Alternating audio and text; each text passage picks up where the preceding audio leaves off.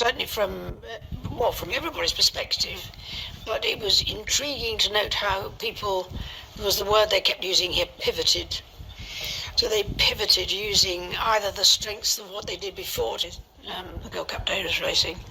So I've grown to appreciate just the quality of the racing at Ascot, as well as the... After days of hearing crazy rumors, Princess Anne has finally broken her silence. She has confirmed something that no one was supposed to know. We had been hearing rumors King Charles had made a shocking decision to remove Camilla from her role as queen and place his sister, Princess Anne, in her position. We didn't know whether to believe this shocking news, but now Princess Anne has spoken up and set the record straight herself. So what exactly did she reveal? And why on earth would Charles boot Camilla from the throne?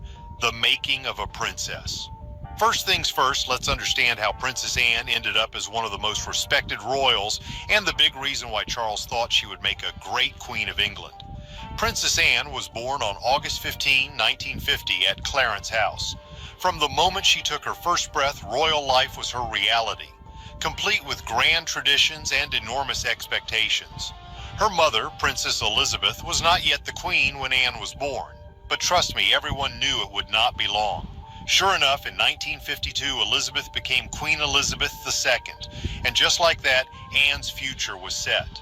Her father was Prince Philip, Duke of Edinburgh, and yes, even Anne's birth was celebrated in true royal style. There was a grand 21-gun salute in Hyde Park. Right from the get-go, the world knew she was not just any baby. Anne's upbringing was far from ordinary, but it was not the same as her brother Charles's either. See, Charles was being groomed to be king from day one. His future was all about leadership and power. But Anne? Well, she was cast in a supportive role, a life filled with duty, but always one step behind the spotlight. Unlike most kids who can run around and make their own choices, Anne's childhood was mapped out for her. She had a governess, Catherine Peebles, who was nice enough, but let's face it, she was not a substitute for her busy mother.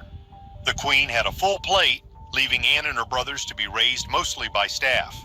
As Anne grew older, she accepted her secondary position in the royal family. Charles was the star, the heir, the one expected to dazzle. Anne was trained to be a solid presence, a reliable backup in a world where Charles would always be the main act. She was not groomed to be queen, and she knew that from the beginning. Still, she found a sense of pride in being dependable and dedicated without all the glitz and glam that came with being the heir.